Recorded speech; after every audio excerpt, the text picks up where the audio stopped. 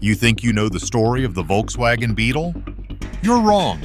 The Porsche legend is a myth. The Beetle was a stolen concept, and the family fortune was built on a lie. A Jewish engineer was erased. Arrests were made. A rival was paid off, and the profits from contested IP financed the entire 356 and 911 dynasty. We're not talking influence, we're talking theft, suppression, and a quiet seven-figure admission of guilt. This is the truth about how Porsche got its start. Hitler silenced the original creators, and Porsche capitalized on the theft. Listen up. The Beetle's backbone wasn't born in Porsche's studio. Before Porsche drew a single Beetle line, Josef Ganz had the bones done. In 1931, he called it the Maikäfer. It used a tube frame down the middle, each wheel could move on its own, and the engine sat in the back. Light, cheap, tough. That's not a guess, that's the plan. Stick around because this simple setup is the secret that made the Beetle work, and the detail most people miss. Don't blink, because the next part exposes who cashed in. Why does this matter? Because the Beetle's fame rests on being simple, rugged, and affordable. That recipe only works when the structure, suspension, and engine layout all play together. Ganz solved that puzzle early, years before the official story kicks off. Miss him and you miss the million-car trick that turned a cheap compact into a global juggernaut. Let's talk what he built. In 1931 at Adler, the Maikäfer prototype ran with that tubular spine. No heavy ladder frame, no cost bloat. Swing axles gave each rear wheel room to move, improving ride on rough roads. A rear or mid-engine freed the nose for passengers and storage while putting weight over the driven wheels for traction. That packaging is the Beetle's superpower decades later. Here's the kicker. Ganz wasn't guessing. He held patents in suspension, steering, and chassis design. The man had receipts. Stick around because those patents map eerily onto what later became Volkswagen logic. Here's what most people miss. Ganz didn't just tinker, he preached. As editor of Motor Critic, he hammered the industry for building heavy aristocrat toys, and he championed a true people's car. Low cost, lightweight engineering, streamlined bodies informed by real aerodynamics, a conversation he shared with modernists of the era. His magazine set the stakes, build better, simpler cars for everyone, not rolling monuments for the elite. While others bragged about cylinders and chrome, Ganz talked pennies per mile and fewer bolts per car. Then came the proof of concept you can't wave away, the Standard Superior in 1933. Production, not fantasy. It arrived with the same backbone chassis, independent suspension, and a centrally mounted engine mid in this case. Look at the silhouette and the packaging priorities. It reads like an early Beetle draft. You can argue details all day, but the DNA is right there. And it premiered at Berlin as Hitler himself wandered the aisles, fascinated by its low price. The car got attention, the author got erased. Anti-Semitism made Ganz a target. After lawsuits and smear campaigns, the Gestapo arrested him in 1933 on bogus charges. He was released, but the message was clear. By 1934, the same month Hitler formally tasked Porsche with building the Volkswagen, Ganz fled into exile. His writing was banned. His projects were blocked. His word vanished from the official story. That's not market competition, that's political erasure. Here's the weird part. People say, well, Porsche had been thinking about small cars since the 1920s. Sure, lots of engineers were, but thinking isn't the same as building a coherent, integrated system that actually worked in a tiny, cheap car. Ganz did that. Then he got erased. The Beetle didn't appear from Porsche's divine spark. It emerged from a stew of ideas, where Ganz supplied the core layout and the journalistic pressure to make it real. The buildable blueprint existed before Porsche's commission. In other words, when people ask, did Porsche steal the design? They're really asking the wrong question. The right question is, whose IP and momentum made the Beetle possible at the exact moment the regime needed propaganda on wheels? Answer: a Jewish engineer who was then silenced and chased out. That's not just influence, it's the quiet transfer of a working solution under political cover. Keep that phrase, working solution under political cover, because it's about to collide with a lawsuit and a seven-figure settlement. Stick with me. Next, we open the file that forced Volkswagen to cut a check and put a number on the myth. We'll circle back to the payout in a minute. First, meet the shadow in the doorway, Tatra and Hans Ledwinka. Stay with me because this is where the receipts hit the table. You want a seven-figure secret? Here it is. Here's what most people miss. There's one fight on paper that shreds the myth. It's not fan speculation. It's a case with patent numbers, filings, and a payout big enough to sting. The Tatra lawsuit. Why does it matter? Because it turns everyone was thinking rear engine into you copied specific protected solutions. Courts don't care about vibes, they care about claims, drawings, and prior art, and Tatra had all three. In the next 60 seconds, we're going to reveal the number that made Volkswagen blink. Okay, so basically, Tatra's T97 shows up in 1936 with a rear-mounted air-cooled flat 4, a streamlined fastback body, and swing-axle independent suspension. Sound familiar? It should. The Beetle wears the same suit. Only one released first and owns the rights. Hans Ledwinka and his team at Tatra weren't dabbling. They were shipping advanced road-going cars out of Kopfschnitz with that exact architecture. Tatra built innovation. Volkswagen built a business around it. Here's the kicker. In 1938, Tatra filed suit. 10 legal claims. Not just you copied our silhouette. Specific patents around the engine layout, airflow management, and chassis concepts. And during this period, Ferdinand Porsche reportedly admitted he'd looked over Ledwinka's shoulder. That's not a confession of theft, but it's not a denial either. It's the classic "we were inspired" line you hear right before lawyers start measuring blueprints with calipers. Now the counterintuitive part. The case didn't get decided. Not then. Hitler stepped in. He promised to take care of the issue. Within months, Germany swallowed Czechoslovakia. Tatra's production of the T97 was stopped, and the lawsuit went cold. Not settled. Frozen by force. That's not innovation winning in the market. That's state power pulling the plug on the smaller player. The Beetle's KdF program rolls forward under a regime that just silenced a direct patent challenge. Tatra's factory is under occupation. Their lawyer's phone stops ringing, and the car that most resembles the Beetle disappears from the catalog. Fast forward past the war. New world, new rules. Tatra is nationalized behind the Iron Curtain. The original patent-holding family is still out there, and the wound reopens. The lawsuit resurfaces in the late 1950s. No more Hitler to handle it. Now it's just claims versus counterclaims. And in 1965, Volkswagen pays 1 million Deutsche Marks, out of court, quietly, no press tour, no victory lap, money wired, case closed. So what did the settlement actually buy? Silence and certainty. Silence because Volkswagen didn't have to admit wrongdoing publicly. Certainty because future claims tied to those Tatra patents wouldn't threaten VW's global Beetle juggernaut. With the legal cloud removed, the Beetle's profits kept rolling, financing expansions, reputations, and this is where our story turns, opportunities for the Porsche brand to leverage that ecosystem. Next, we follow that money into the 356's engine bay. The check clears the same decade Porsche shifts from Beetle hot rods to brand mythology.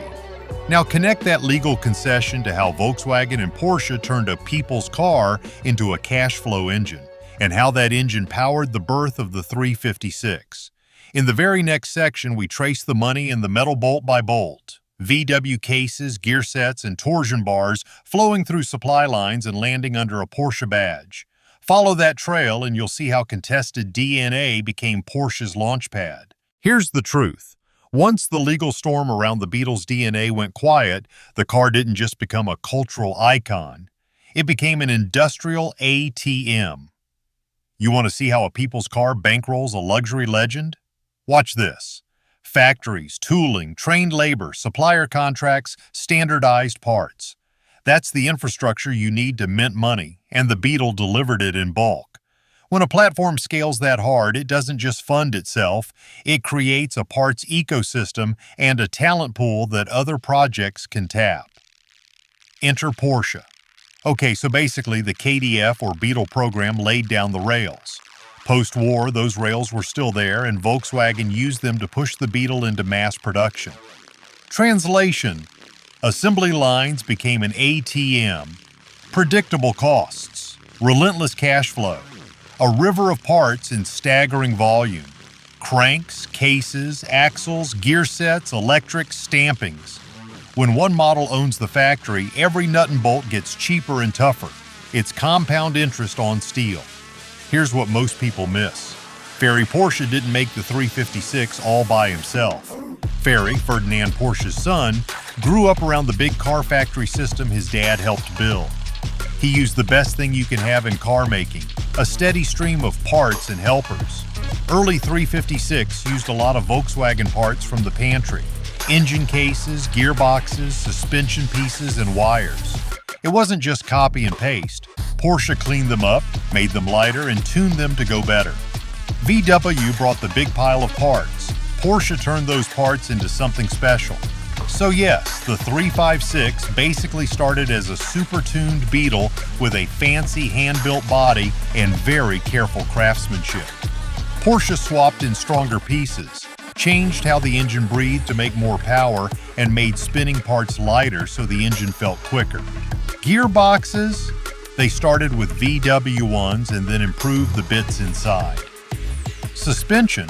Early cars used VW's basic setup and then tuned it so the car handled better. When you can use good parts that already exist, building the car costs less and goes faster. Think of it like this.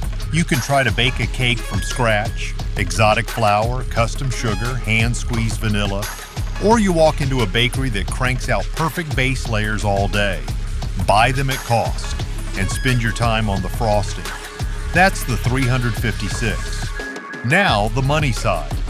When lots of people bought Beetles, Volkswagen got bigger. And when Volkswagen got bigger, it helped Porsche make its cars. They worked together with simple deals. Volkswagen paid Porsche to help design things, and Porsche bought parts from Volkswagen's big factories. Counterintuitive? This doesn't diminish Porsche's skill, it spotlights it. The leap from economy hardware to precision instrument is brutal. That's where Porsche deserves credit, turning common parts into uncommon performance. The 356's glow sits on the Beetle's shoulders. When you see that lineage, the story stops being about one genius and starts being about a pipeline. People's car to cash flow to Porsche. And in the very next section, we follow that pipeline. Parts, contracts, and cash, straight from VW cases and torsion bars to a Porsche badge. You've heard how his ideas got buried. Now watch what happened to the man behind them when the pressure crushed him. Arrest, smears, bans. Josef Ganz did the only thing a hunted engineer could do in 1934. He ran. First stop, Switzerland. Not as someone quitting, but as a builder chasing the people's car on ground. Here's the truth. Exile didn't break the dream. In Switzerland, Ganz won support to build a Swiss people's car, and by 1937 and 1938, real prototypes rolled out, following the same logic you already know: a light spine, free-moving suspension, a tight rear engine. He kept shaping the small car formula while his name vanished back in Germany. But time was closing in. Then the world shifted. World War II exploded. Being Jewish in Europe meant danger even where flags said neutral, and once again pressure tightened around him. Swiss officials and industry players circled his work, reaching for credit and control as projects froze and factories turned to war. With borders locking down, any chance to launch his car faded fast. After the war, he pushed back, not with memories, with lawsuits. For 5 long years, Ganz fought in Swiss courts to regain ownership of his designs and the momentum others tried to steal. Picture the drain. While rebuilt German plants cranked out Beetles, he spent his time and savings just trying to reclaim his work. The clock was burning, and so was he. When Europe offered no path, he moved. In 1949, he left Switzerland for France, trying to spark a fresh start. Talks with small builders, quiet workshop ideas, the frantic post-war rush to launch tiny, clever cars. Volkswagen had the lead. Parts networks, suppliers, the public mind. They were locked in. Ganz was now creating under the shadow of a giant born from his own principles. By 1951, he took a job with Holden in Australia, General Motors' arm below the equator. Not surrender, but survival. He was still designing, still valued, still building, but the strain was heavy. A run of heart attacks in the early 1960s slowed him, then stopped him. He spent his final years in Melbourne, far from the stage he once shaped. No spotlights, no crowds, only the man who drew the map watching others sell the journey. He died in 1967, quietly, no parades, the score still uneven. The Second World War is over and Germany has been reduced to rubble. The Volkswagen factory was bombed to ruins, and the Nazi regime that pushed the project has vanished, and the Beetle seems destined to vanish with it. But the story does not end in the rubble. It begins there. The question is simple. After Hitler fell, what happened to the Volkswagen Beetle and to Porsche? The Beetle survived the regime that birthed it. Britain walked into the ruins of Wolfsburg and saw a factory with tooling, jigs, and a car the public already recognized. Instead of shutting the factory down, a British officer named Major Ivan Hurst stepped in. He found unfinished Beetles, got the machines working again, and restarted production, not for politics, but to rebuild post-war Germany. The Beetle rolled off lines again, now scrubbed of KdF branding and Nazi pageantry. Same backbone logic, same rear engine, same low running costs. Only this time the marketing spoke of mobility and recovery, not propaganda. The British Army places a massive order for thousands of cars. Soldiers need transport. Postmen need vehicles. Engineers, doctors, and essential workers need something reliable to get the nation moving again. The Beetle fills that role. The orders keep the factory alive at a time when it could have been scrapped for metal. Step by step, the car earns a new identity. Ferdinand Porsche, the engineer who helped shape early ideas for the Volkswagen, loses everything the moment the Nazi government collapses. The protection he once had from the regime is gone. The Allies now scrutinize anyone who worked on wartime machinery, and Porsche worked on plenty tanks, military vehicles, armored projects. His reputation draws attention. In late 1945, Ferdinand Porsche, his son Ferry, and his son-in-law Anton Piech traveled to France for talks. The French wanted expertise for their own national car ambitions, and interrogations for potential collaboration. They believe the Porsche team has the skills to help them design a cheap national car. The meetings go badly. The Porsche group will not commit to the plans France wants. The French government responds with force. All three men are detained. The excuse for detaining them? Because Porsche had worked closely with the Nazi state's armaments and vehicle programs, Kübelwagen, Schwimmwagen, the KdF project, and other wartime contracts. Ferry Porsche is questioned but soon viewed as less responsible than his father. In early 1946, the French release him, but Ferdinand Porsche and Anton Piech stay behind bars. Days turn into months, months turn into nearly 2 years. France continues to hope that holding Ferdinand Porsche will force cooperation or secure technical advantage. But negotiations drag. Nothing moves forward. Finally, after almost 2 years, Ferdinand Porsche was released when a large bail was paid. No conviction, no trial. Once the detentions ended, and the French chapter closed, the trajectories diverged but stayed linked. Volkswagen scaled the Beetle from a national recovery tool to an export juggernaut. The face changed from KdF mascot to friendly global icon, but the bones didn't. Air-cooled, rear-engine simplicity made service easy, parts cheap, and margins predictable. The car became a symbol of peace and practicality, a paradox given its origin, but a profitable one. So what did the fall of Hitler actually change? The uniforms and the slogans, not the architecture, not the cash machine, and not the dependency loop between Volkswagen's volume and Porsche's refinement. The Beetle pivoted from propaganda to prosperity. Porsche pivoted from state projects to sports car mastery. still drawing strength from the same industrial bloodstream. And now, we arrive at the part of the story where the Volkswagen Beetle stops being just a car and becomes a global phenomenon. Because after its rocky beginnings after the war, after the world started rebuilding, something incredible happened. The Beetle didn't just survive, it took over. When the record books crack open, you'll see why the same silhouette became both a regime's mascot and a rebel's badge. By the 1950s, the Beetle was everywhere. Its tiny 25 horsepower heart didn't beat fast, but it beat forever. People trusted it, people loved it, and people saw themselves in it. It helped mobilize post-war Europe by providing cheap and dependable transportation. Became a symbol of the people's car. Volkswagen literally means people's car in German. No ego, no intimidation, just a humble, friendly machine with a face you could almost swear was smiling. And that simplicity, that became its superpower. Soon, the little bug was breaking every rule in the automotive world, and rewriting all the records too. So let's talk numbers. Not boring numbers, historic numbers. Record-breaking numbers. From 1938 to 2003, Volkswagen produced an estimated 21.5 million original Beetles. Add the new Beetle and the modern generation, and the total rises to over 23 million.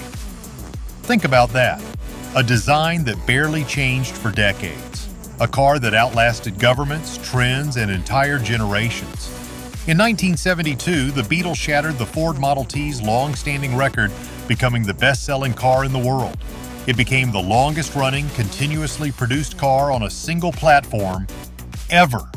Factories across Germany, Brazil, South Africa, Indonesia, and Mexico churned them out like candy. The last original Beetle rolled off the line in Puebla, Mexico in 2003, ending a 65-year production run that's almost impossible to imagine today. The Beetle became a symbol of the 1960s counterculture. It was the anti-establishment car, cheap, quirky, modest. While America was building massive chrome-covered land yachts, the Beetle said, "Hey man, relax, peace and love." Students drove it, hippies painted it, wanderers slept in it. It became a moving canvas of expression, and then Hollywood gave it a name. Herbie. Disney's Love Bug wasn't just a movie car, it was a global superstar. Kids knew it, parents knew it, grandparents knew it. Suddenly, the Beetle wasn't metal and rubber anymore, it was character. This wasn't just a vehicle, it was a friend. Around the world, the Beetle played a role in shaping entire countries. In Germany, it became a symbol of post-war rebirth. In Mexico and Brazil, it became the working family's reliable companion, the taxi, the delivery car, the daily driver that never quit. In Africa, its tough, air-cooled engine made it a legend on dusty, rugged roads. No radiator, no worries. And in the United States, it became the biggest automotive underdog story ever told. Thanks to advertising campaigns like Think Small and Lemon ads that flipped the industry upside down, the Beetle became the face of a marketing revolution. Those ads didn't just sell cars, they changed advertising forever. When the final modern Beetle rolled off the line in 2019, the world paused. Not because the car was gone, but because the era was complete. Over 8 decades, the Beetle had gone from a tool of ambition to a symbol of peace, to an icon of design, to a nostalgia machine that touched nearly every continent on Earth. Few cars can claim that they shaped culture. Even fewer can claim that they changed marketing, design, transportation, and identity.